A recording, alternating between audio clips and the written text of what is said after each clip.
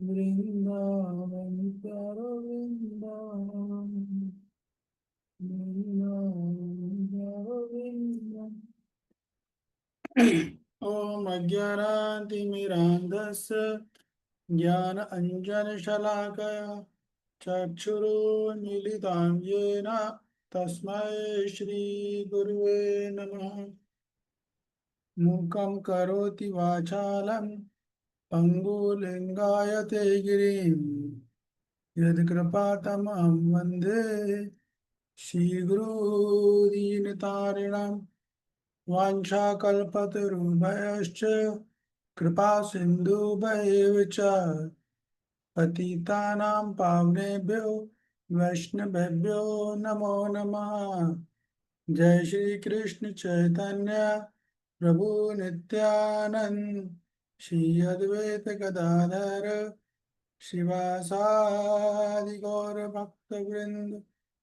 हरे कृष्णा कृष्ण कृष्ण हरे हरे, हरे राम राम राम हरे हरे। ओम नमो भगवते वासुदेवाय, ओम नमो भगवते वासुदेवाय, ओम नमो भगवते वासुदेवाय। नारायणं नमस्कृत्यं नरं चैव नरोत्तमं, देवीं सरस्वतीं व्यासं ततो जयमुदीरये। नष्टप्रायेषु भद्रेषु नित्यं भागवत सेवया, भगवतोत्तमश्लोके भक्तिर्भवति नष्टिकी। कृष्णाय वासुदेवाय देवकी नंदनाय च नन्दगोपकुमाराय गोविन्दाय नमो नमः, गोविन्दाय नमो नमः, गोविन्दाय नमो नमः। हरे कृष्णा कृष्ण कृष्ण हरे हरे, हरे रामो राम राम हरे हरे।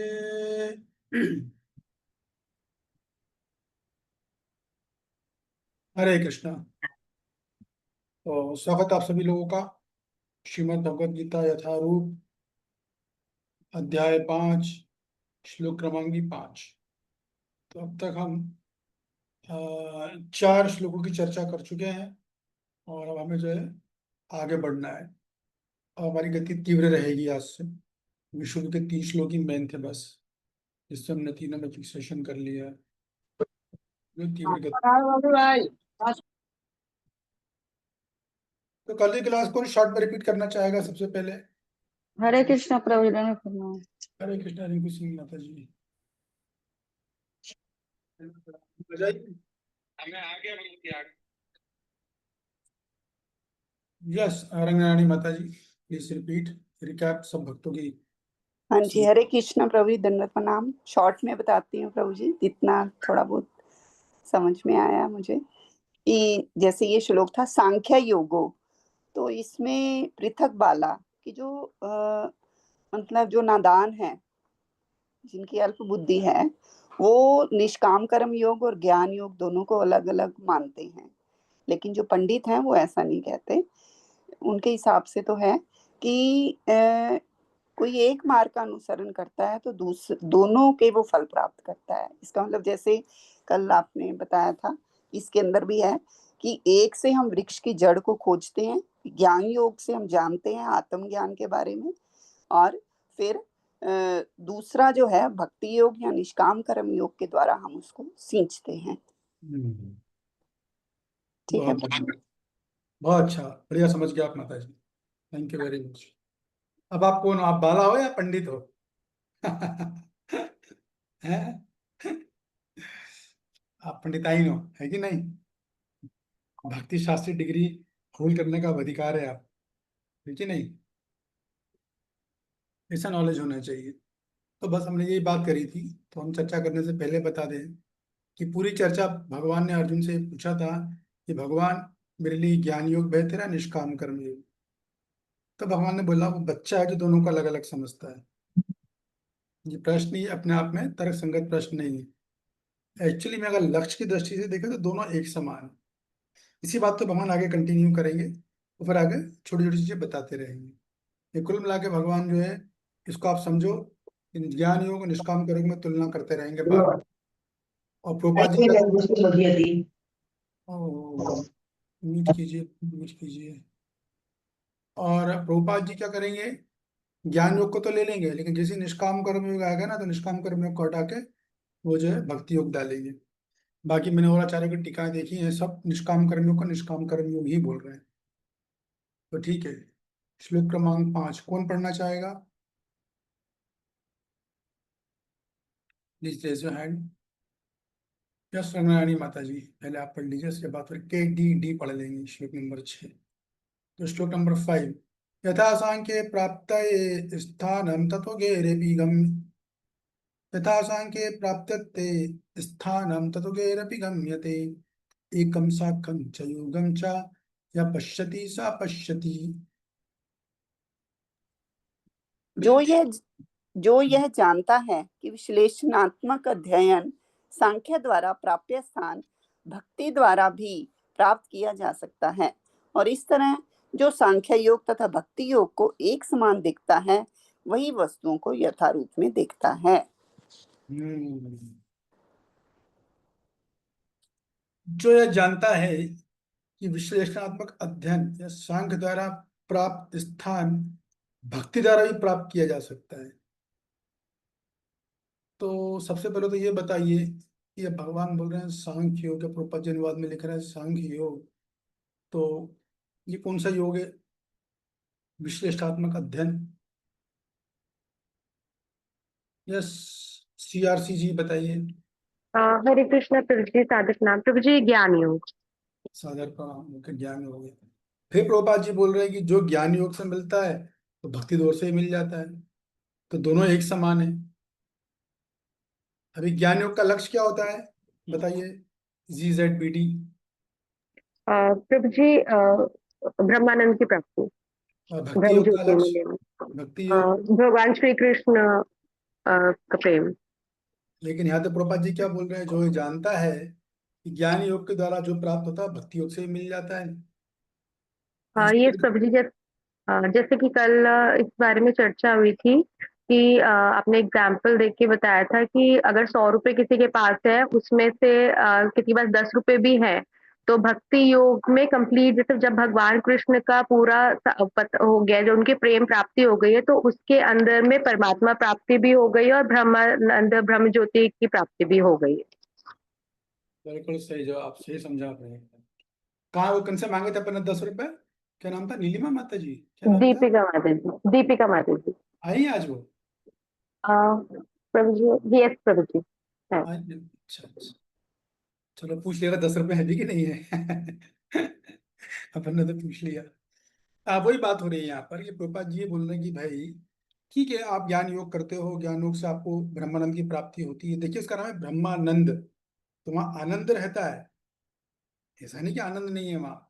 लेकिन आनंद कैसा कि दुखों से मुक्ति है, बस इसका आनंद है। दुख कष्ट बिल्कुल नहीं ना ब्रह्मानंद में, इसी को ब्रह्मानंद बोलते हैं। तो वो मिल जाता है, हम मानते हैं। तो वो तो भक्ति से भी मिल सकता है आपको, या भक्ति क्या नहीं दे सकती? भगवान की भक्ति तो आपको ब्रह्मानंद भी दे देगी, परमात्मानंद भी दे देगी, और भगवानंद, तीनों दे देगी। तो इस दृष्टि से जो व्यक्ति होता है, जो ये देखता है कि भाई तीनों तो एक परम सत्य के ही पहलू है ना, तो जो ब्रह्मानंद में ही भगवान को देख रहा है, वो भगवान में ही भगवान को देख रहा है, वो वास्तव में चीजों को सही सही देख रहा है। इसका मतलब ये है कि भक्त लोगों को कभी भी ब्रह्मानंद की निंदा नहीं करनी चाहिए, ये मतलब निकलता है इसका। क्योंकि भक्त ब्रह्मानंदी क्या है, ब्रह्म ज्योति क्या, उसे पता है ना भगवान का अंश है कि ये भगवान के देह से निकले प्रकाश को ब्रह्म ज्योति बोला जाता है। तो भक्त तो हर जगह भगवान को देखेगा, हर चीज, सूरज देखेगा तो भगवान को दिखता है, चंद्रमा दिखता है तो भगवान को दिखता है, अग्नि दिखता है तो भगवान को दिखता है। भगवान से दिखता है मतलब भगवान से संबंधित दिखता है, भगवान से जोड़ कर देखता है। तो जब वो उच्च कोटि का जो भक्त है संसार की सारी वस्तुओं को भगवान से संबंधित देख रहा है, तो ब्रह्मानंद को, ब्रह्म ज्योति को क्यों नहीं देखेगा भाई? जबकि वो डायरेक्ट भगवान से जुड़ी हुई है, भगवान की देह से निकल रही है। तो ये बात है, इसलिए बोला जा रहा है कि जो है दोनों मार्गों का फल एक ही है। मतलब वो कहने का मतलब ये है कि सांख्य से ब्रह्मानंद की प्राप्ति होती है, और भक्ति से ब्रह्मानंद की प्राप्ति तो होती ही है, वो तो सर्वोच्च प्राप्ति होती है। ये बात को बोला जा रहा है। लेकिन अगर आप, ये तो प्रभुपाद जी ने भक्ति बोला है, लेकिन देखिए यहाँ पे श्लोक, देखिए लाइन है, एक सांख्यम च योगम, दिख रही है दूसरी लाइन, एक सांख्यम च योगम च या पश्यति सा पश्यति। इसका मतलब क्या है? एक सांख्यम, सांख्या ने कौन सा योग? कौन बताएगा? हाथ उठाइए। यस, रंग नारायणी माता जी। ज्ञान योग। ज्ञान योग। और फिर लिखा है च योगम च, तो ये लिखा है च योगम, तो योगम से कौन सा योग है ये?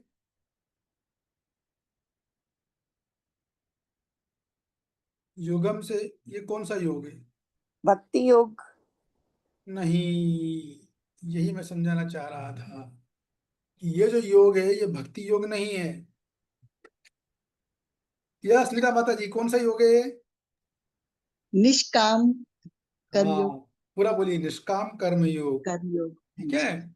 तो भगवान तो क्या बोल रहे हैं कि जो ज्ञान योग और निष्काम कर्म योग को, या पश्यति सा पश्यति, दोनों को एक ही देखता है, वो बुद्धिमान है, और जो अलग अलग देखता है वो मूर्ख है। तो प्रभुपाद जी ने क्या किया, इसलिए मैं हर क्लास में आपको हर श्लोक में ठोक ठोक के ये बात बोल रहा हूँ। और सभी आचार्य भी योग का निष्काम कर्म योगी कर रहे हैं। बल्ले विद्याभूषण, निष्ठा चक्रवर्ती, सब निष्काम कर्म योग बोल रहे हैं। केवल अपने प्रभुपाद जी ने उस योग का ट्रांसलेशन भक्ति योग किया है, और उन्होंने उस तरीके से बताया है कि भाई दोनों को भी, एक ज्ञान योग भक्ति योग को भी एक दृष्टि से देखा जा सकता है। किस दृष्टि से? कि ब्रह्मानंदी भगवान का ही एक अंश है, उनका एक पहलू है। ये बात है।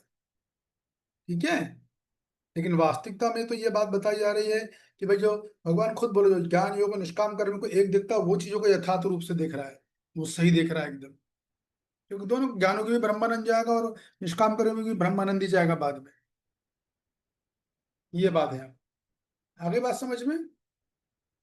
तो कुल मिला के बात यही है कि भगवान ये बोल रहे कि देखो भाई अर्जुन जी, तुम मुझसे बोल रहे हो ना कि ज्ञान बेहतर है, संन्यास बेहतर है। एक्चुअली में दोनों का तो लक्ष्य एक ही है। अगर दूर दृष्टि से देखें, दूरगामी दृष्टि से देखें, तो दोनों का लक्ष्य एक ही है। और जो दोनों को एक दृष्टि से देखता है वही वास्तव में बुद्धिमान है। तो आपका तर्क इतना, प्रश्न इतना तर्कोचित नहीं है। ये प्रभावी तात्पर्य में क्या कर देंगे, ज्ञान योग तो लेंगे, कर्मयोग या भक्ति योग कर देंगे, बोलेंगे दोनों एक ही है। कि ऐसे को मैंने आपको समझा दिया।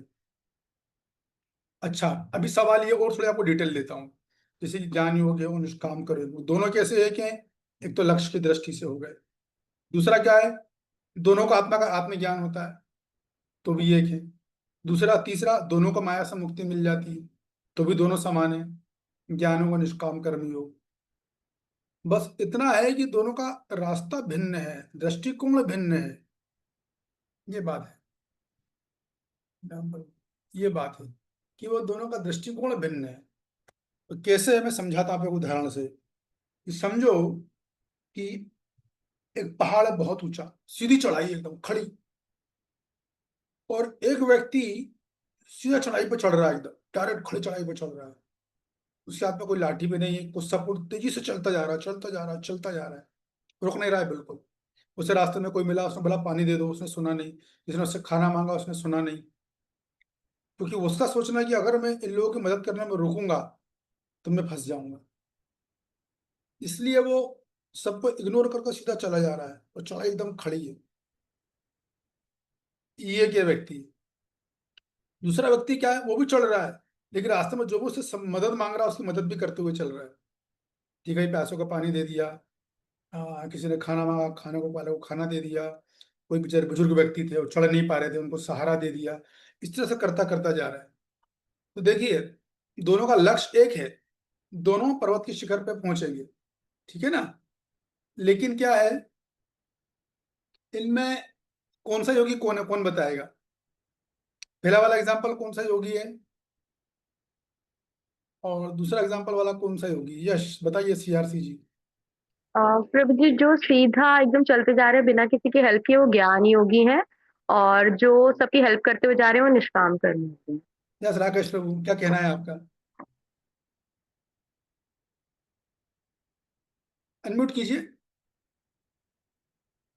सही कह रही है माता जी। ओके, तो पहले जा रहा है वो ज्ञान योगी। क्यों है ज्ञान योगी वो? क्योंकि वो प्रभु जी लक्ष्य पे फोकस है, वो कर्म पे ध्यान नहीं दे रहा, इसलिए वो सेवा और इस कर्म से वंचित है प्रभु जी। हाँ, वो कर्म से वंचित है, इसीलिए उसका मार्ग कठिन है। बाकी दूसरा वाला जो है वो इंद्रियों को भगवान की सेवा में फिर भी अब सेवा में लगा रहा है, तो थोड़ा समय उसको जरूर लग गया, लेकिन जब उसकी इंद्रियां पूरी शुद्ध हो जाएंगी, क्योंकि वो निस्वार्थ सेवा से कर रहे हैं ना दूसरों की सेवा, इंद्रियां शुद्ध हो जाएंगी। तो इस दृष्टि से देखा जाए तो भगवान दूसरे वालों को रिकमेंड कर रहे हैं निष्काम कर्म योग, क्योंकि अभी आप उस, मैंने बार बार बताया, उस स्तर पर नहीं हो, लेकिन लक्ष्य दोनों का एक ही है।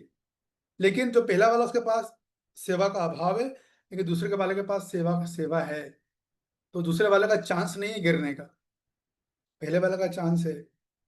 कितना चलेगा, मन भटक गया तो बस खेल खत्म, ये बात है।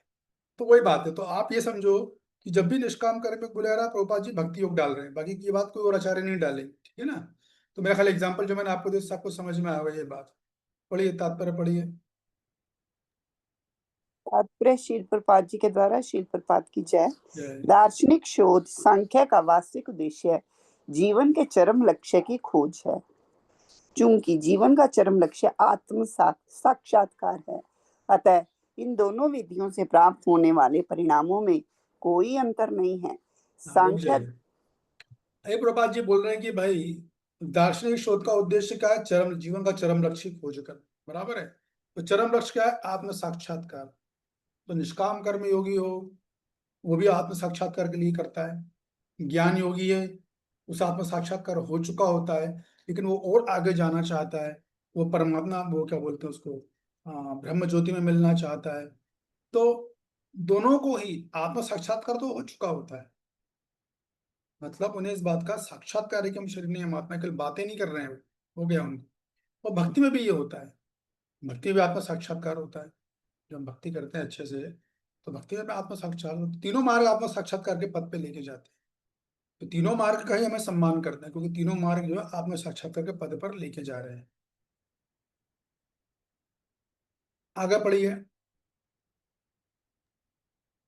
सांख्य दार्शनिक शोध के द्वारा इस निष्कर्ष पर पहुंचा जाता है कि जीव भौतिक जगत का नहीं अपितु पूर्ण परमात्मा का अंश है। फलतः जीवात्मा का भौतिक जगत से कोई सरोकार नहीं होता, उसके सारे कार्य परमेश्वर से संबंध होने चाहिए। जब वह कृष्ण भावनामृतवश कार्य करता है, तभी वह अपनी स्वाभाविक स्थिति में होता है। सांख्य विधि में मनुष्य को पदार्थ से विरक्त होना पड़ता है, और भक्ति योग में उसे कृष्ण भावना भावित कर्म में आसक्त होना होता है। रुक जाइए। वस्तुतः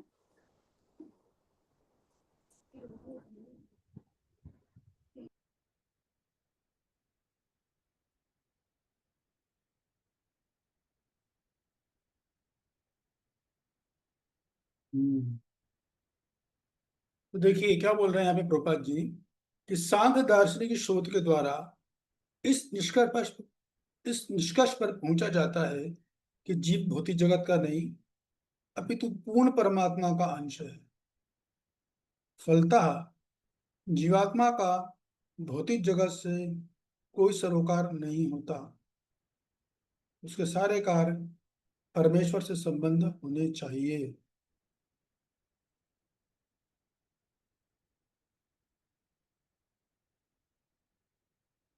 क्या बोला प्रभुपाद जी ने यहाँ पर, कौन समझाएगा ये एक लाइन में?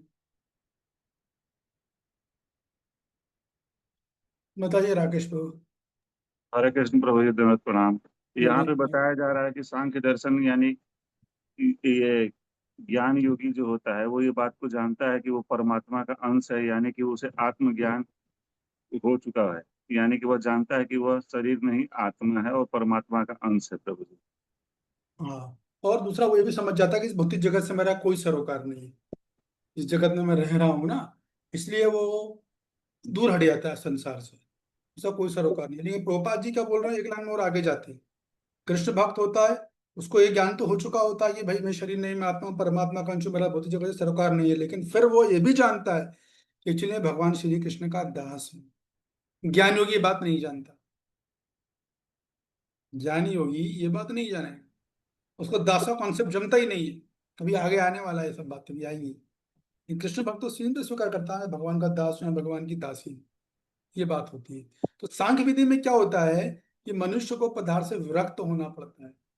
तो ज्ञानी लोग जो पद्धति अपनाते हैं तो कभी कभी उनमें कृत्रिम रूप से विरक्त होते हैं। मतलब ये नहीं चाहिए, जैसे मैं आपको एग्जांपल दिया था ना नोट का, किस्सा सुना सुना था मैंने प्रभुपाद जी का। एक व्यक्ति का फोटो में नोटों के गड्ढू के साथ फोटो था, और वो नोट लेने को मना कर रहा था।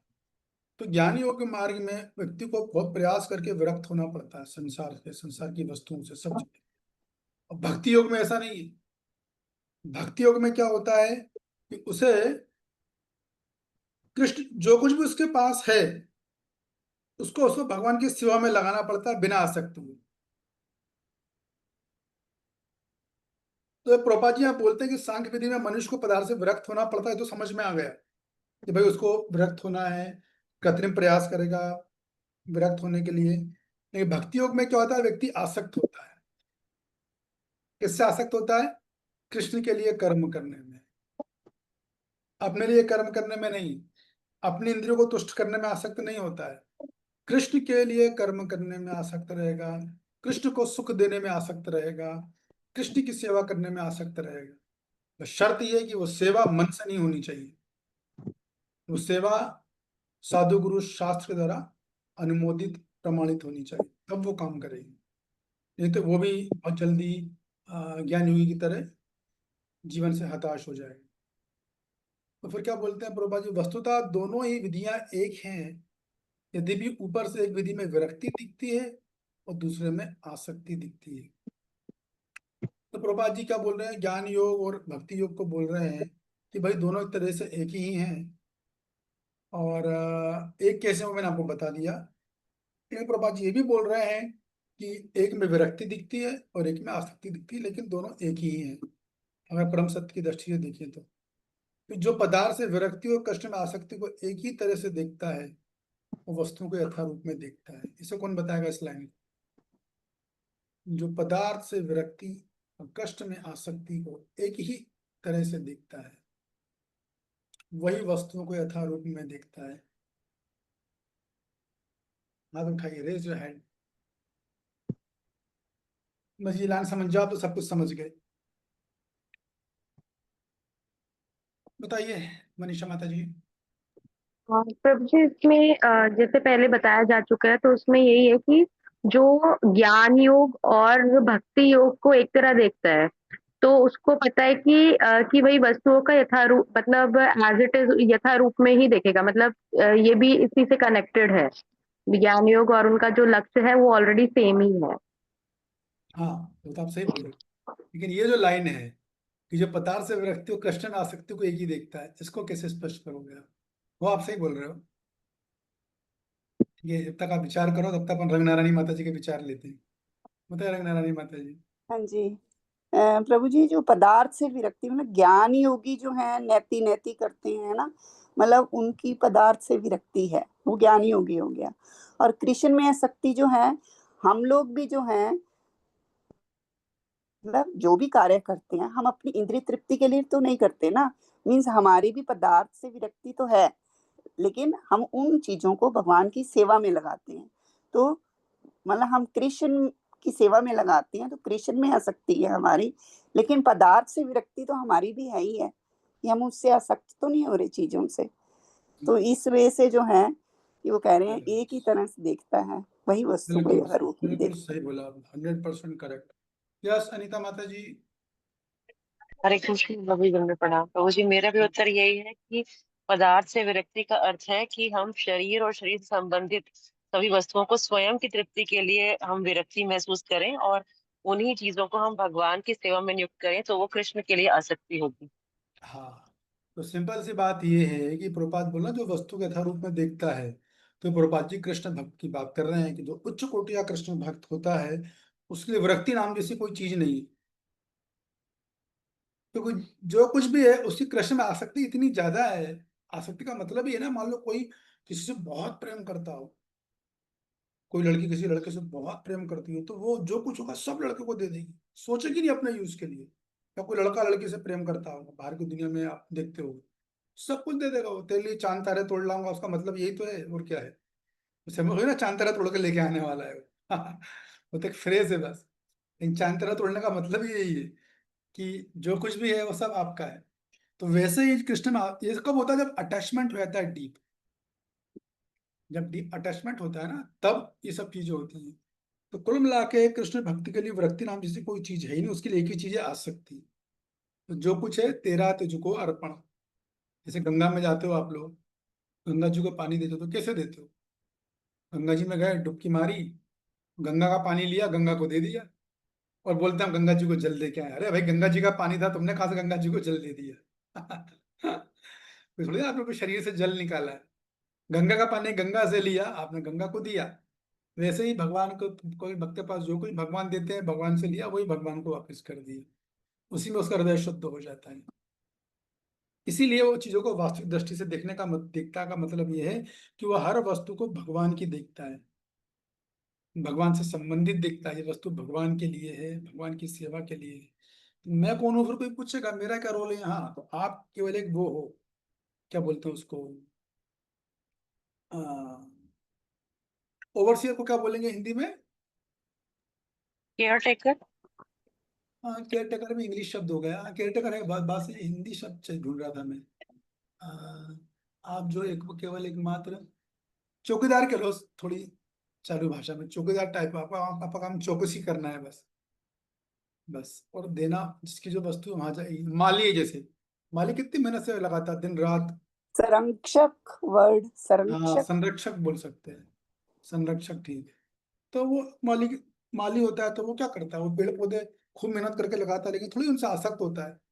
जो चाहते हैं लोग तोड़ के लेके जाते हैं, उसने बस सेवा कर दिया बस। तो वही बात है, वही सही दृष्टि है। कुल मिला के बात है कि चीजों को भगवान से संबंधित देखना ही यथारूप में देखना है। भगवत गीता यथारूप का मतलब है कि हर वस्तु को, हर घटना को भगवान से संबंधित देखो, तो वो सही देखेगा। और जय आपने भागवतम पढ़ोगे ना दूसरे अध्याय में, जैसी भगवान बोलते जैसी उसने मेरे को अलग हटा और कुछ भी देखा, तो क्या देखता है फिर वो? कौन बताएगा उसको उत्तर? मान लो उसने भगवान को नहीं देखा तो फिर क्या देखा? भगवान ने कुछ और देखा तो फिर क्या देखेगा वो? माया। हाँ, किसने बोला है, जवाब दिया है? मैंने दिया प्रभु जी। अच्छा, हाँ, बढ़िया जवाब था, माया देखता है फिर वो। ठीक है। श्लोक क्रमांक 6 केडीडी। हाँ, श्लोक क्रमांक 6। जी सन्नास्ति बिल्कुल। महाबाहो दुःखमाप्तु योगता योग युक्तो मुनिर्ब्रह्मा नचिचारेणाधिगच्छति। शिल प्रभुपाद जी की जय। भक्ति में लगे बिना केवल समस्त कर्मों का परित्याग करने से कोई सुखी नहीं बन सकता, परंतु भक्ति में लगा हुआ विचारवान व्यक्ति शीघ्र ही परमेश्वर को प्राप्त कर लेता है। हम्म। तो यहाँ पर क्या हो रहा है कि भगवान बोल रहे कि देखो भाई, जो व्यक्ति योग युक्त होता है, सन्नासस्तो महाबाहु योग युक्तो, जो योग से युक्त होता है, तो वो सन्यास जो योग से युक्त होता है, ठीक है ना, अभी मैं समझाऊंगा इसको। वो सन्यास जो योग से युक्त होता है,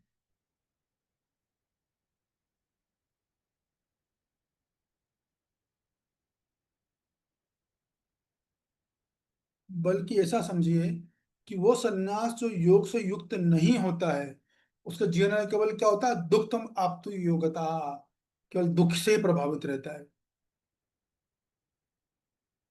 जो सन्यास योग से युक्त नहीं है, उस सन्यासी को दुख और कष्ट मिलते हैं। ठीक है कि नहीं है?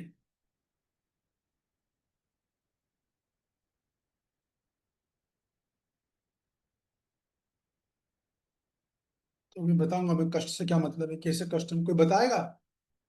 मान लो कोई सन्यासी है, वो, ये समझो कि वो भगवत भक्ति नहीं कर रहा है, ठीक है।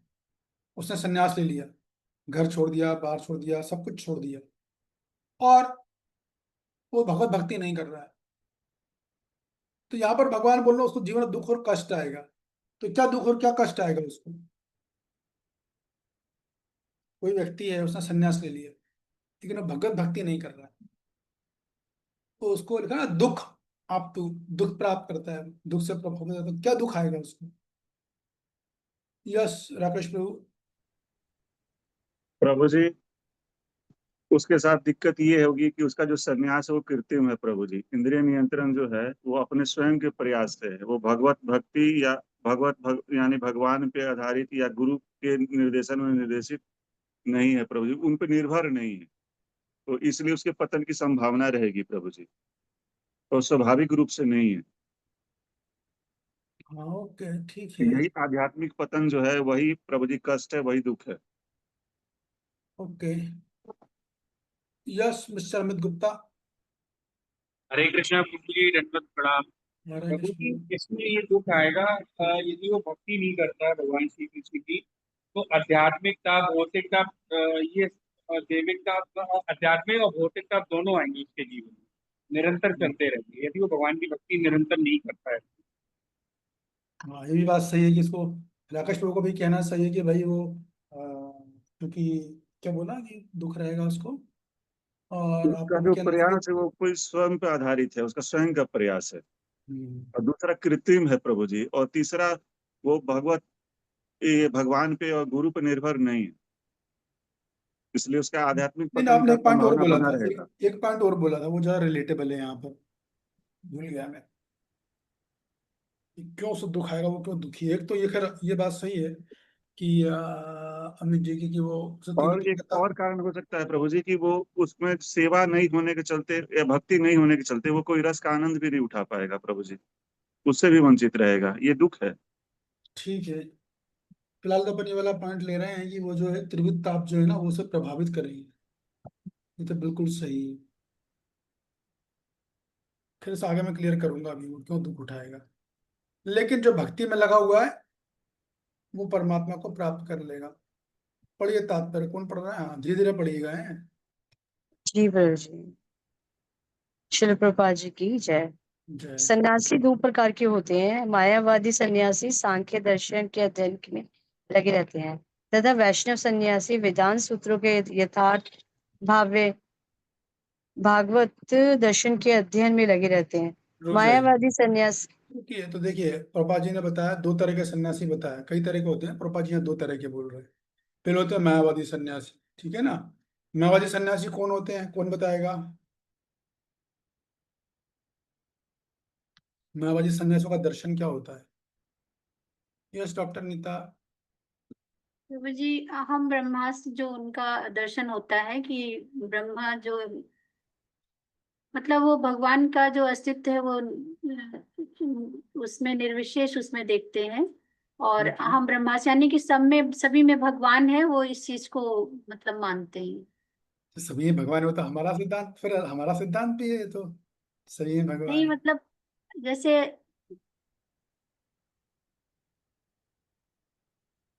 ठीक है, आप आसपास तो हो, भी क्लियर कर रही हैं आप।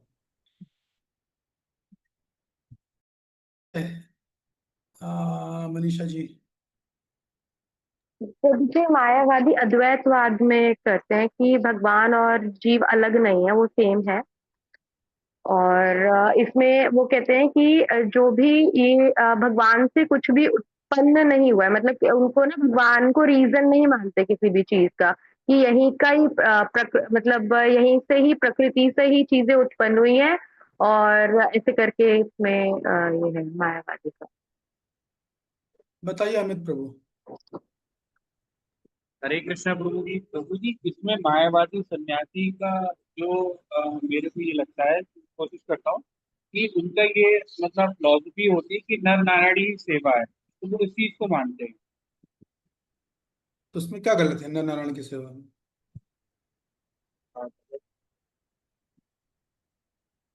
राकेश प्रभु। प्रभु जी, आप एक्सप्लेन प्रभु कर जी दीजिए। मायावादी, जी प्रभु जी आप बोल लीजिए। नहीं नहीं, अमित बोलिए। प्रभु बोल।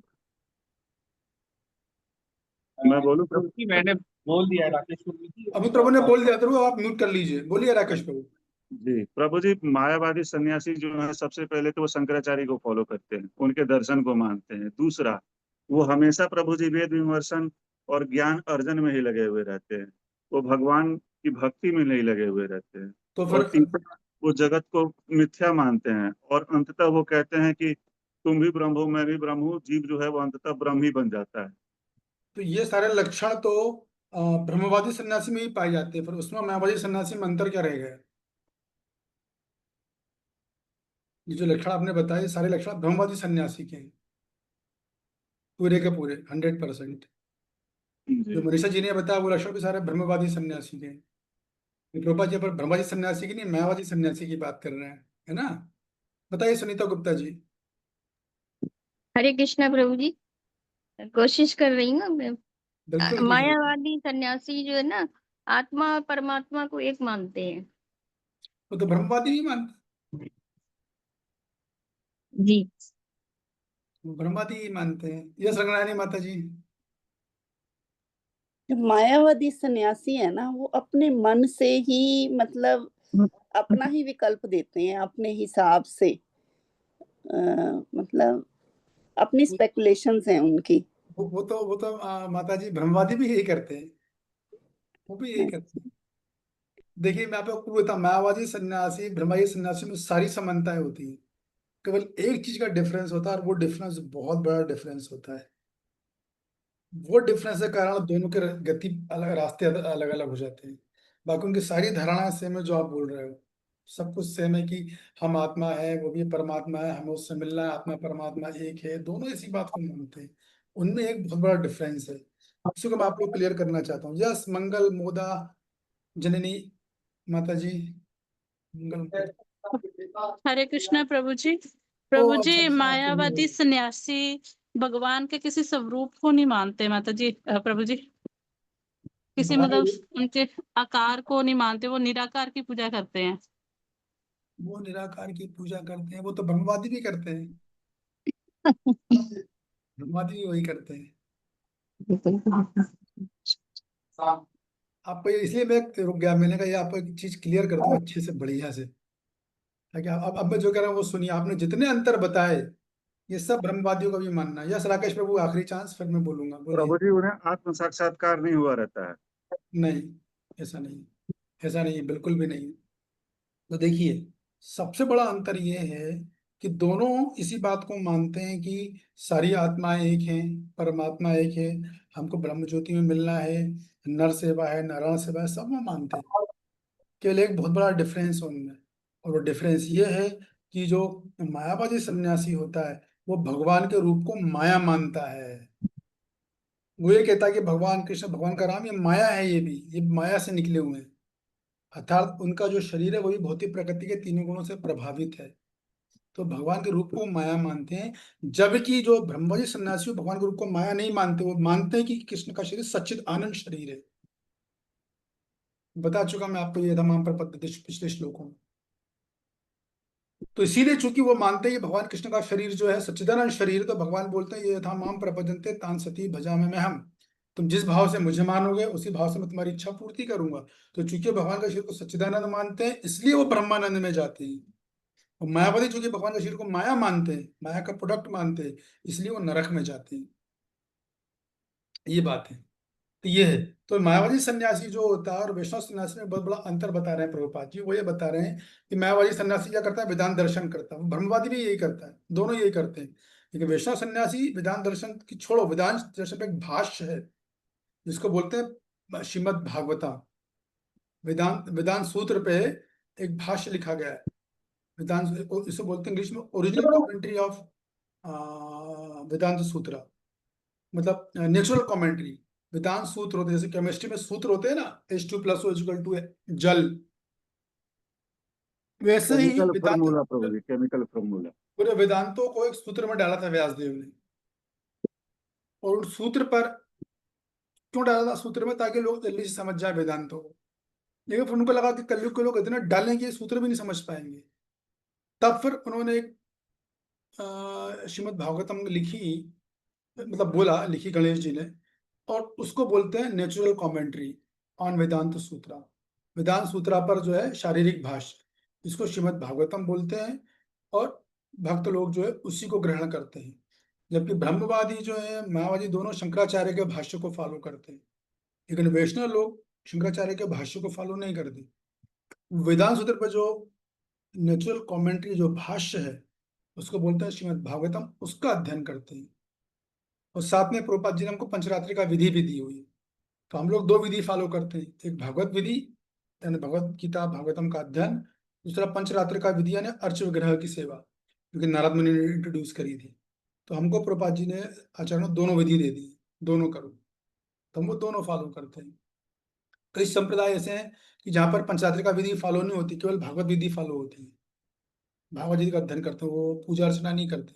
कुछ संप्रदाय अपर संप्रदाय नहीं, अपर संप्रदाय है, कुछ अपर संप्रदाय ऐसे हैं कि जहाँ पर जो है केवल पंचरात्र का विधि फॉलो की जाती है, मतलब पूजा पाठ में लगो, तो भागवत इनको इतना इनका जोर नहीं रहता, कभी कभार कर ली तो कर ली, ऐसा भी होता है। हमारा दोनों को बार बार से लगा रहता है, इसलिए जो हमारे जो है भक्त लोग हैं या सन्यासी लोग हैं हमेशा बिजी रहते हैं। आगे पढ़िए।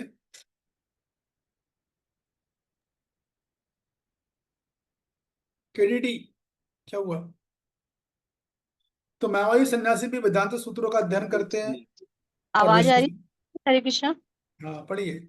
मायावादी सन्यासी भी वेदांत सूत्रों का अध्ययन करते हैं, किंतु वे शंकराचार्य द्वारा प्रणीत शारीरिक भाष्य का उपयोग करते हैं। भागवत संप्रदाय के छात्र पांचरात्रि की विधि से भगवान की भक्ति करने में लगे रहते हैं। अतः वैष्णव सन्यासियों को भगवान की दिव्य सेवा के लिए अनेक प्रकार के कार्य करने होते हैं। उन्हें भौतिक कार्यों से सरोकार नहीं रहता, किंतु तो भी वह भगवान की भक्ति में नाना प्रकार के कार्य करते हैं। किंतु मायावादी सन्यासी जो सांख्य तथा वेदांत के अध्ययन एवं चिंतन में लगे रहते हैं, वे भगवान की दिव्य भक्ति का आनंद नहीं उठा पाते। चूंकि प्रभुपाद जी ने क्या बोला, सिंपल सी बात बोली जो मैं कई बार बोल चुका हूँ कि भाई जो आपके मायावादी सन्यासी या ब्रह्मवादी सन्यासी हैं, इनके पास इंद्रियों को कुछ करने के लिए है नहीं सिवाय एक सेवा है, वेदांत अध्ययन करो। कब तक पढ़ोगे आप, कब तक पढ़ोगे, है ना? मन तो चंचल है, मन का भरोसा नहीं कर सकते हो। लेकिन हमारे यहाँ तो हमारा जो वैष्णव पद्धति में तो इतनी सारी सेवाएं हैं, पंचरात्रि का विधि है, भागवत विधि है, हरि नाम विधि है, फिर प्रभुपाद जी ने तो और इतनी सारी करोड़ों सेवा दे दी है कि तुमको जिनमें रजोगुण बहुत होता है तो बुक डिस्ट्रीब्यूशन करो, तुम लोग रजोगुण को निकालो, कीर्तन में खूब डांस करो ताकि तुम्हारा रजोगुण निकल जाए, मंदिर साफ करो, फ्लोर साफ करो, फूल माला बनाओ, हजारों कुकिंग करो। क्यों है? ताकि आत्मा का रजोगुण जो है वो निकल शुद्ध हो जाए, इसलिए खूब सारी सेवा दी। तो इस प्रकार हमारे पद मार्ग में क्या होता है कि इंद्रियों और मन को इतनी सारी सेवाएं रहती हैं कि बड़ा व्यस्त रहता है वो, तो उसको सेवा में आनंद भी आता है, ये भी बात है। यदि मान लो उसको उसकी प्रिय सेवा मिल रहा है तब उसे बहुत आनंद आता है। ये प्लस पॉइंट बता रहे हैं हमारे पास नाना प्रकार की सेवा है, लेकिन उनके साथ ऐसा नहीं है। आगे पढ़िए। चूंकि अनम्यूट कीजिए, अनम्यूट अनम्यूट कीजिए। अच्छा, कांतापन क्योंकि उनका अध्ययन अत्यंत कठिन जटिल, प्रभु चूंकि उनका अध्ययन अत्यंत जटिल होता है, अतः वे कभी भी ब्रह्म चिंतन से ऊब कर समुचित बोध के बिना भागवत की शरण ग्रहण समुचित बोध के बिना भागवत की शरण ग्रहण करते हैं। हाँ देखिए यहाँ पर क्या बात हो रही है। आ, मायावादी की बात कर लो और भक्त की बात कर लो, मायावादी सन्यासी मानो या वैष्णव सन्यासी मानो, तो प्रभुपाद जी यहाँ बोल रहे हैं कि देखो भाई, यहाँ पे प्रभुपाद जी बात कर रहे हैं किनकी? मायावादियों की। ये जो मायावादी सन्यासी होते हैं उनके लिए अध्ययन बड़ा जटिल हो जाता है कभी कभी। मतलब जटिल क्यों हो जाता है कि कब तक वो अध्ययन करेंगे और कब तक ब्रह्म का चिंतन करेंगे। तो कभी कभी क्या सोचते हैं वो, भगवान की शरण भी ग्रहण करते हैं। जैसे मैंने बताया कि उनको लक्ष्य प्राप्ति करनी, थोड़ी भक्ति करनी पड़ेगी, लेकिन बहुत बात क्या बोली जा रही है यहाँ पर कि वे कभी कभी ब्रह्म चिंतन से ऊब कर भगवान की शरण ग्रहण करते हैं, लेकिन कैसे करते हैं? समुचित बोध के बिना। इसका क्या मतलब है, इसका क्या अर्थ है? अतः वे कभी कभी अतः मतलब मायावादी सन्यासी, ठीक है ना। वे कभी कभी ब्रह्म चिंतन से ऊब कर समुचित बोध के बिना भागवत की शरण ग्रहण करते हैं। कुछ ऐसे होते हैं जो कभी कभी वो भी पक जाते हैं, वो अपनी विधि से बोर हो जाते हैं, सोचते हैं चलो कुछ थोड़ा चेंज लाए, तो वो क्या करते हैं, वो भी ग्रहण शरण ग्रहण करते हैं। तो उसका क्या मतलब, समुचित बोध के बिना का क्या मतलब है, क्या संज्ञानी माता जी? मतलब वो पूरे दिल से नहीं, शरणागत होकर नहीं, बट उससे ऊब कर वो शरण ग्रहण कर लेते हैं। हाँ, अपने जो तुमका पद्धति है, उससे ऊब कर शरण ग्रहण करते हैं। ओके ठीक है। और कोई समुचित बोध के बिना भागवत की शरण ग्रहण करते हैं? यस डॉक्टर नीता जी। हरे कृष्ण प्रभु जी, जैसे अभी आपने प्रभु जी बताया ना कि ब्रह्मानंद और जो मायावादी दोनों में जो अंतर है, तो जो ब्रह्मानंद को जो ज्ञान है उस वो ज्ञान मायावाद को नहीं है, लेकिन उसके बावजूद भी वो फिर भगवत की ग्रहण जो शरण है वो उसको ग्रहण करते हैं। ठीक है, कुछ हद तक तो सही है। यस कांता जी बताइए, आपने भी हाथ उठाया। प्रभु जी, क्योंकि मुझे जो समझ आता है, इंद्रियों को जो भगवान की सेवा में नहीं लगाया है, उसके बगैर। तो फिर क्या होगा, भगवत की शरण ग्रहण कर रहे हैं तो?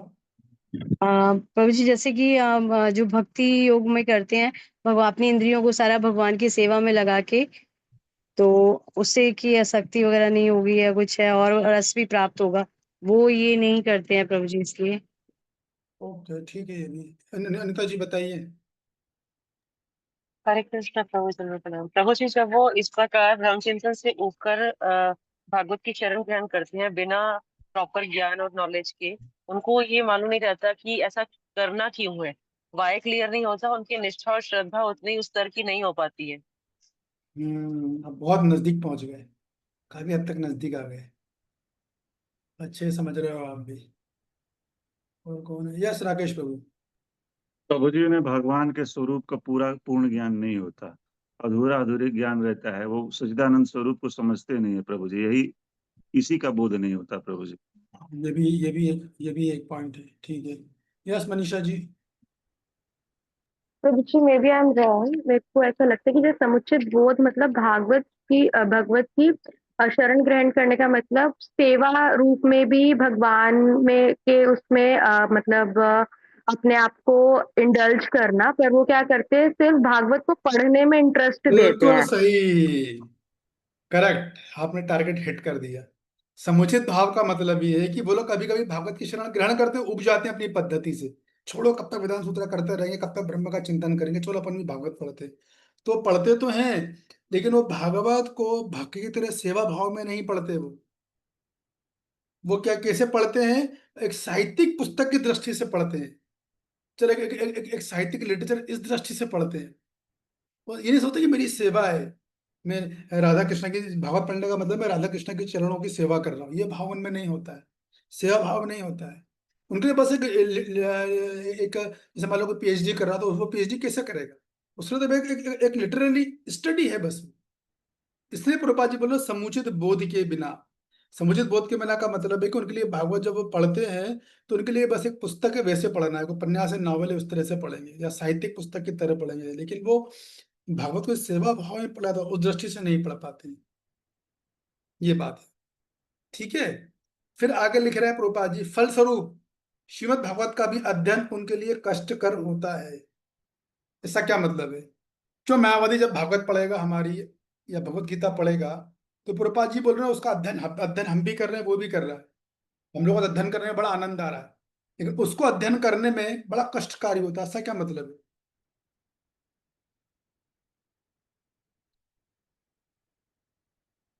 देखता हूँ मैं कौन लोगों ने नहीं बताया अभी। सब वही हाथ उठाने वाले, बहुत लोग अभी तो नहीं बोल रहा है। यस दीपिका जी बोलिए। हरे कृष्णा प्रभु जी, सादर प्रणाम। तो जो मैं हाँ, ट्राई करती हूँ, जैसे कि मुझे भी मनीषा जी ने बताया कि उनके अंदर भाव नहीं होता, तो मुझे उनके अंदर जब भाव ही नहीं होगा तो कोई भी चीज जैसे फील नहीं होगा तो फिर वो तो बेकार ही लगेगी ना, तो इसलिए उनको कष्टकारी लगेगा। हाँ, ओके ठीक है। बड़ा इनोसेंट में बताया आपने, गुड।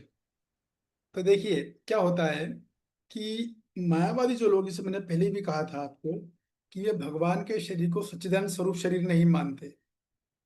उनके लिए तो क्या है, भगवान एक माया है। जैसे ये जगत एक माया है, वैसे भगवान भी माया है। तो इस अवधारणा से, इस समझावट से, दिमाग से वो क्या करते हैं, भागवतम का अध्ययन करते हैं, जो कि श्रीमद् भागवतम के सिद्धांत के ही विरुद्ध है। भागवतम का पहला ही श्लोक क्या बोल रहे हैं वो व्यासदेव, जन्मादस्य यथा एने एने ब्रह्म हृदय आदि कवे मुह्यंति यस्य सूर्य। तो भागवतम का पहला सिद्धांत है कि भगवान जो सच्चिदानंद है, और ये उसको मानते ही नहीं है। तो जब वो उस बात को मानते ही नहीं है, उन्होंने पहला सिद्धांत रिजेक्ट कर दिया, वो तो ये मान रहे हैं कि भागवत का शरीर, भगवान का शरीर माया का शरीर है, तो वो कैसे बर्दाश्त कर पाएंगे कि भगवान पहाड़ से कूद गए, रण से भाग गए और ये सब कर गए, लीला सुन के उनको उनके लिए पढ़ना बड़ा कष्टकारी हो जाता है। इसलिए बोला था कि भागवत गीता पढ़ना हो तो उसके दक्ष व्यक्ति के साथ ही पढ़ना चाहिए।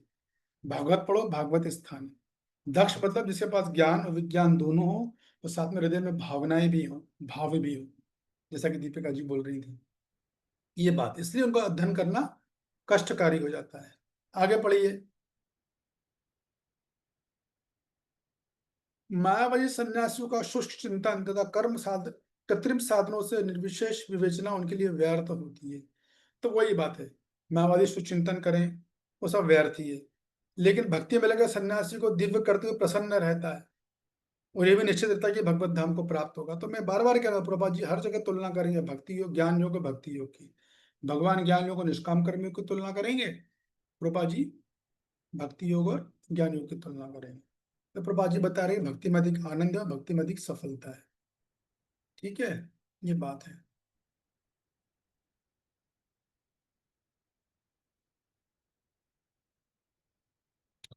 श्लोक क्रमांक 7, अनिता माता जी आप पढ़ोगे। जी प्रभु जी। योग युक्तो विशुद्धात्मा विजितात्मा जितेन्द्रिया सर्वभूतात्म भूतात्मा कुर्वाणी न लिप्यते। अनुवाद, जो भक्ति भाव से कर्म करता है, जो विशुद्ध आत्मा है और अपने मन तथा इंद्रियों को वश में रखता है, वो सबों को प्रिय होता है और सभी लोग उसे प्रिय होते हैं। ऐसा व्यक्ति कर्म करता हुआ भी कभी नहीं बंधता। तो भगवान ने अब ये बोला कि देखो भाई, जो भक्ति योग युक्त विशुद्ध आत्मा, जो योग से युक्त होकर कार्य करता है। तो देखिए प्रपात जी, भगवान बोल रहे निष्काम कर्म योग, भगवान कैसा बोल रहा है, सब कुछ समान है। यहाँ लिखा है प्रपात जी जो भक्ति भाव में कर्म करता है, भगवान बोल रहे जो निष्काम भाव में कर, निष्काम भक्ति, निष्काम कर्म योग में कर्म करता है, बाकी सब वैसा का वैसे रहेगा। तो प्रभा जी निष्काम कर्म योग को हटा के भक्ति भाव कर्म डाल दिया है। तो जो भक्ति योग में कर्म करता है वो शुद्ध आत्मा है। क्यों शुद्ध है, कौन बताएगा। जो निष्काम कर्म योग में कर्म कर रहा है, भगवान बोल रहे हैं वो विशुद्ध आत्मा है। कैसे है वो, और उसने मन तथा इंद्रियों को वश में रख लिया है। वो वश में ऐसे है वो, जो विशुद्ध आत्मा इसलिए है क्योंकि वो कर्म कर रहा है, मगर फल से उसकी आसक्ति है क्या। नहीं प्रभु जी, नहीं है। हाँ, इसीलिए वो शुद्ध है, सो फल चाहिए ही नहीं, फिक्स्ड है एकदम। जब फल ही नहीं चाहिए तो मन और इंद्रिया स्वतः उसको बहुत जल्दी नियंत्रित हो जाएंगे, और जब उसे फल चाहिए ही नहीं तो सबको प्रिय रहेगा ही रहेगा, स्वाभाविक बात है। सबको पता भी हमारी मदद करना है, हमसे बदले में कुछ चाहिए तो बढ़िया आदमी है एकदम ये अच्छा मिल गया मेरे को तो, है कि नहीं। तो ऐसा व्यक्ति कर्म करेगा ही, बंधेगा नहीं, क्योंकि फल उसे चाहिए ही नहीं, वो फल में फंसते नहीं। तो जब वो फल में नहीं फंस रहा तो कर्म बंधन में क्यों फंसेगा। तो प्रभुपाद जी ने पूरा भक्ति तात्पर्य दे दिया है इसमें। तो भगवान जो निष्काम कर्म योगी की बात कर रहे हैं, ये प्रभुपाद जी तात्पर्य में भक्ति योगी की बात करें, है कि नहीं। योग युक्त विशुद्धात्मा विजितात्मा जितेंद्रिया, योग युक्त हो, योग में युक्त, सॉरी, योग में युक्त होकर, श्लोक खोल लेता हूँ। योग में युक्त होकर यानी निष्काम कर्म योग में युक्त होकर विशुद्ध आत्मा बन जाता है। विजितात्मा ने आत्म संयमी होता है। जितेंद्रिया ने इंद्रियों को, इंद्रिया उसके नियंत्रण में होती हैं। और सर्वभूतात्मा भूतात्मा अर्थात वो जो है सभी जीवों का, सभी जीवों के प्रति दयालु प्रभु जी। नहीं ये उत्तर नहीं है यहाँ पर। तो ये सब यहाँ, मृत्यु। एक मिनट, ये बोलिए मत बीच में। सर्वभूतात्मा भूतात्मा का मतलब ये है कि वो निष्काम कर्म योगी सभी जीवों को आत्मा समझ लेता है। सर्वभूतात्मा भूतात्मा सभी जीवों को दयालु समझ लेता है, इसीलिए कुर्वन्ति या लिप्यते, वो कर्म करता है तो लिप्त नहीं होता है। तो प्रभुपाद जी ने जब भक्ति की बात करेंगे तो वो भी योग युक्त यानी भक्ति योग से युक्त रहेगा, फल की आशा उसको भी नहीं है, विशुद्ध रहेगा, जितात्मा वो भी रहेगा, आत्मसंयमी है, जितेंद्रियां भी रहेगा वो, लेकिन सर्वभूतात्मा भूतात्मा बदल जाएगा। निष्काम कर्म योगी सब जीवों में आत्मा को देखेगा, क्योंकि उसका लक्ष्य आत्मज्ञान प्राप्त करना है। लेकिन भगत का लक्ष्य भक्त आत्मज्ञान थोड़ी ना प्राप्त करना है, तो वो क्या देखेगा, वो सर्व जीवों में भगवान को देखेगा, क्योंकि उसको भगत प्राप्ति करनी है। जबकि वो सब जीवों में आत्मा को देखेगा, सभी आत्मा है। ये बात हो रही है यहाँ पे। इसलिए दोनों बनेंगे नहीं।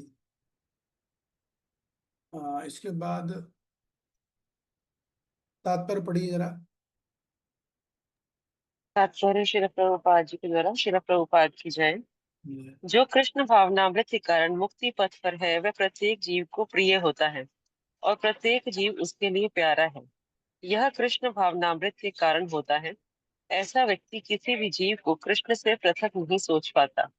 जिस प्रकार वृक्ष की पत्तियां तथा टहनियां वृक्ष से भिन्न नहीं होती, वह भली भांति जानता है कि वृक्ष की जड़ में डाला गया जल समस्त पत्तियों तथा टहनियों में फैल जाता है, अथवा अमाशय को भोजन देने से शक्ति स्वतः पूरे शरीर में फैल जाती है। क्योंकि कृष्ण भावनामृत में कर्म करने वाला सबों का दास होता है, अतः वह हर एक को प्रिय होता है। क्योंकि प्रत्येक व्यक्ति उसके कर्म से प्रसन्न रहता है, अतः उसकी चेतना शुद्ध रहती है। क्योंकि उसकी चेतना शुद्ध रहती है, अतः उसका मन पूर्णतः नियंत्रण में रहता है।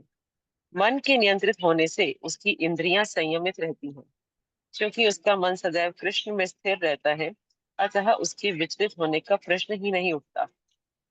ना ही उसे कृष्ण से संबंध कथाओं के अतिरिक्त अन्य कार्यों में अपनी इंद्रियों को लगाने का अवसर मिलता है। वह कृष्ण कथा के अतिरिक्त और कुछ सुनना नहीं चाहता। वह कृष्ण को अर्पित किए हुए भोजन के अतिरिक्त अन्य कुछ खाना नहीं चाहता, और ना ऐसे किसी स्थान में जाने की इच्छा रखता है जहाँ कृष्ण संबंधी कार्य ना होता हो। अतः उसकी इंद्रियां वश में रहती हैं। ऐसा व्यक्ति जिसकी इंद्रियां संयमित हो, वह किसी के प्रति अपराध नहीं कर सकता। इस पर अपराध कब होता है, ये भी समझ लो। कितनी बढ़िया बात बोली है कि जिस व्यक्ति की मन और इंद्रियां संयमित नहीं होंगी, वो निश्चित रूप से अपराध करेगा। तो मन और इंद्रियों को नियंत्रित करने का सबसे बड़ा लाभ ये है कि फिर वो व्यक्ति किसी के प्रति अपराध नहीं करता है। भक्ति में हम लोग आते हैं तो हमें एक ही चीज से तो खतरा है, हमारे अनर्थ हमारे लिए उतने खतरनाक नहीं है, तो सब निकल जाएंगे। हमारी प्रॉब्लम है अपराध करना, बस उससे बचना है। लेकिन अपराध करने का मतलब ये भी नहीं कि अपनी बात कहना नहीं आए, ये भी बड़ा प्रॉब्लम है। अपराध के नाम पर लोगों को बोलने नहीं दिया जाए, मैं बोल ही नहीं पाऊं, दूसरों का नुकसान हो रहा, भले हम नहीं बोलेंगे। ये बिल्कुल इमेच्योर कनिष्ठ मानसिकता वाली बात है। कभी ऐसे लोग भक्ति में प्रगति नहीं कर सकते। हमें इतना जब हम इतनी अध्ययन बारीकी से अध्ययन कर रहे हैं, तो हमको इस योग होना चाहिए कि हम अपनी बात भी कह दें और अपराध भी ना हो। क्योंकि बात कहने के बाद जरूरी होता है, अपने लिए ना सही दूसरों के भक्तों के हित के लिए बोलना पड़ता है। तो ये बोलना आना चाहिए। ऐसा नहीं कि नहीं, हम नहीं बोलेंगे अपराध हो जाएगा, बल्कि वो उल्टा कर रहे हो फिर वहां पर आप। तो इसके लिए मैच्योरिटी चाहिए, थोड़ी अच्छे से समझना पड़ेगा। लेकिन कुल मिलाकर उसके मन नियंत्रित है, वो आराम से बोलेगा, इंद्रियां से नियंत्रित है, क्योंकि वो अपने लिए यूज ही नहीं कर रहा हो, तो दूसरों का बेनिफिट के लिए बोल रहा है, बिल्कुल बोलेगा, उसमें कुछ अपराध नहीं। ये बात है। तो मूलता बात यह है कि जिसकी इंद्रियां संयमित होती है, उससे अपराध की संभावनाएं कम होती है। आगे पढ़िए। इस पर कोई यह प्रश्न कर सकता है, तो फिर अर्जुन अन्यों के प्रति युद्ध में आक्रामक क्यों था? क्या वह कृष्ण भावना भवित नहीं था? वस्तुतः अर्जुन ऊपर से ही आक्रामक था, क्योंकि जैसा कि द्वितीय अध्याय में बताया जा चुका है कि आत्मा के अवध्य होने के कारण युद्ध भूमि में एकत्र हुए सारे व्यक्ति अपने अपने स्वरूप में जीवित बने रहेंगे। अतः आध्यात्मिक दृष्टि से कुरुक्षेत्र की युद्ध भूमि में कोई मारा नहीं गया। वहां पर स्थित कृष्ण की आज्ञा से केवल उनके वस्त्र बदल दिए गए। अतः अर्जुन कुरुक्षेत्र की युद्ध भूमि में युद्ध करता हुआ भी वस्तुतः युद्ध नहीं कर रहा था। वह तो पूर्ण कृष्ण भावनामृत में कृष्ण के आदेश का पालन मात्र कर रहा था। ऐसा व्यक्ति कभी कर्म बंधन से नहीं बनेगा। हरे कृष्ण जी। बस तो सिंपल सी बात है। प्रभुपाद जी ने ज्ञान योग की और भक्तियों की तुलना करी, भक्तियों को श्रेष्ठ बता दिया है। भक्ति के सारे कर्म जो है वो कृष्ण की प्रसन्नता के लिए करता है, फल की उसको आशा नहीं होती है, तो वो कर्म बंधन से नहीं बनता है। अर्जुन ने भी युद्ध किया, लोगों को मारा, लेकिन अर्जुन ने खुद युद्ध नहीं किया है। अर्जुन ने तो भगवान के आदेश पर भगवान की प्रसन्नता के लिए युद्ध किया, तो कर्म बंधन क्यों लगना। तो प्रभुपाद जी ने जो है कुल मिला के भक्ति योग की भक्ति योग को बेहतर स्टेब्लिश किया, और भगवान ने निष्काम कर्म योग को जो है ज्ञान योग से बेहतर बताया। अभी आगे का जो श्लोक है 7 से लेकर 13 तक, इससे भगवान एक ही चीज बोलने वाले हैं। मैं कल तेजी से चलूंगा, कल नहीं सोमवार से। तो निष्काम क्या बोल रहे हैं कि निष्काम कर्म योग जो होता है वो वैदिक कर्म करता है, फल का त्याग करता है। और ये बताएंगे किस तरह वो उसकी चेतना भी ज्ञान योगी की तरह हो जाए, ज्ञान योगी की तरह उसकी चेतना होती है। इसका वर्णन 7 से 13 तक श्लोक तक करेगा। तो हम जो है आराम से मंडे को खत्म कर देंगे सारे श्लोक 13 वाले।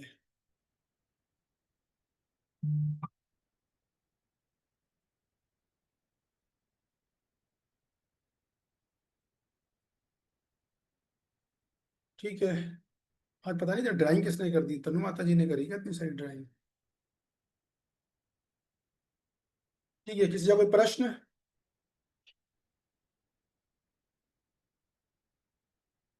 वीडियो बहुत ऑफ है आज, क्या बात है? कोई प्रश्न, जिज्ञासा, कमेंट? यस, बताइए अनीता जी। हरे कृष्ण प्रभु जी, सॉरी मुझे कोई प्रश्न नहीं है। बस ये कहना चाह रही थी, कल मैं अवेलेबल नहीं थी क्लास में और मैं अटेंडेंस भी मार्क नहीं कर पाई है, ना करवा पाई माता जी से। कल तो यदि सैटरडे है ना? कोई नहीं, कल- जो कल क्लास हुई थी उसकी बात कर रही हूँ, तो ओके, कल की अटेंडेंस नहीं ले पाई। अगर कोई दे सकता है तो प्लीज चैट पे हैंड रेस कर दीजिए, so that I can note down that. ठीक है, ठीक है। कल अवेलेबल प्लीज। मुझे किसी ने भेज दी थी कल की अटेंडेंस, पता चल गई थी मेरे को। जी जी जी, ठीक धन्यवाद, है प्रभु थैंक जी। You very much. और थैंक यू। कोई, और कोई?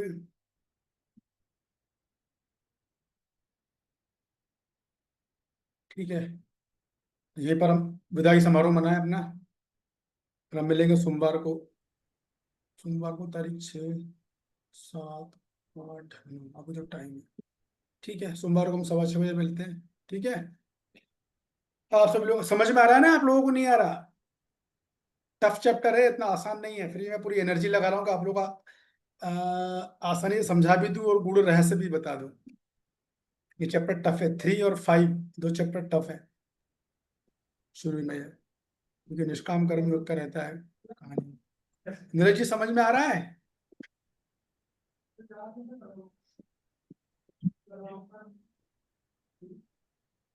अनम्यूट कीजिए, अनम्यूट।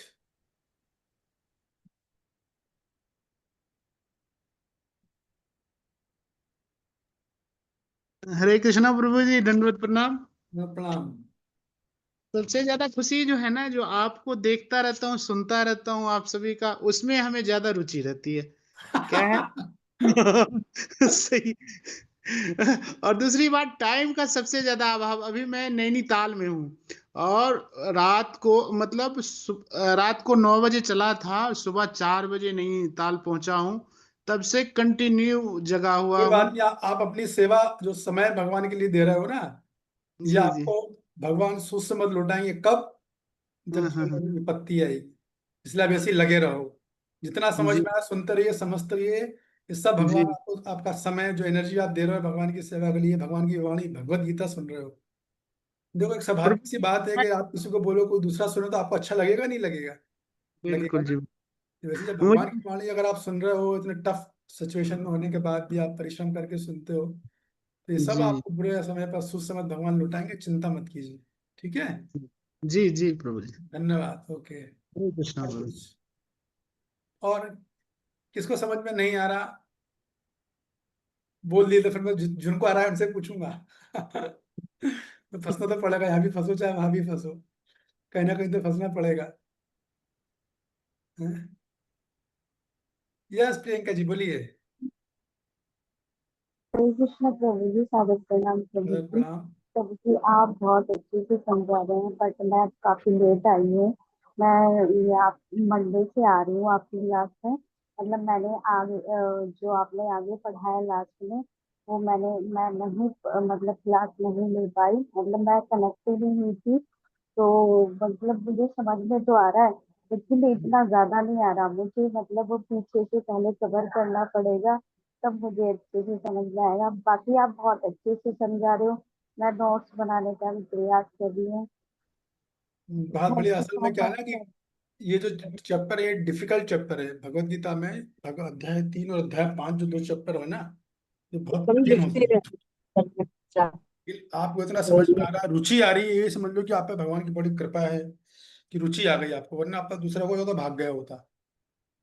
क्योंकि वो तीसरे 5 चैप्टर टफ चैप्टर होता है, वो टेक्निकल चैप्टर है और इतनी इजीली लोगों के समझ में नहीं आते। आपको तो कहा 30 साल से कर रहे हो तो समझ में नहीं आते उनके, खासकर शुरू के 3 श्लोक। अब तो खैर पाला चैप्टर इजी हो गया, अब जिनको समझ में आ गया अब तो कुछ नहीं, खत्म, हमने वो सब फेस निकाल लिया। अब तो बस डिटेचमेंट की सारी बातें होनी और कुछ नहीं होना है। दीपिका जी क्या कहना है आपका, क्या नोट्स बना रहे हो आप? प्रभु जी समझ रहे हैं, आ रहा है समझ में, मतलब उतना डीप तो नहीं आ रहा है पर आ रहा है प्रभु जी समझ में। चलो अच्छी लगता है बात प्रभु जी शुरू में चल रहा होता है हाँ ये समझ आएगा, फिर एंड में जब आप बिल्कुल कंक्लूड कर देते हैं ना चीजों को कि बस इतना समझो कि भगवान ये कह रहे हैं, प्रभुपाद जी ये कह रहे हैं, तो प्रभु जी फिर समझ में आ जाता है। हाँ, उतना भी आप समझ रहे हो तो बहुत है। भगवान जी क्या प्रभु बोल रहे हैं, प्रभुपाद जी क्या बोल रहे हैं। ठीक है, आप सबका बहुत बहुत धन्यवाद, थैंक यू वेरी मच। कृपा सिंधु हरे कृष्ण प्रभु जी, दंडवत प्रणाम। धन्यवाद हरे प्रणाम। कृष्ण प्रभु जी, हरे हरे कृष्ण। कृष्ण प्रभु जी, दंडवत प्रणाम। हरे कृष्ण प्रभु जी, दंडवत प्रणाम। हरे कृष्णा प्रभु जी, धन्यवाद प्रणाम। हरे कृष्ण प्रभु जी, दंडवत प्रणाम।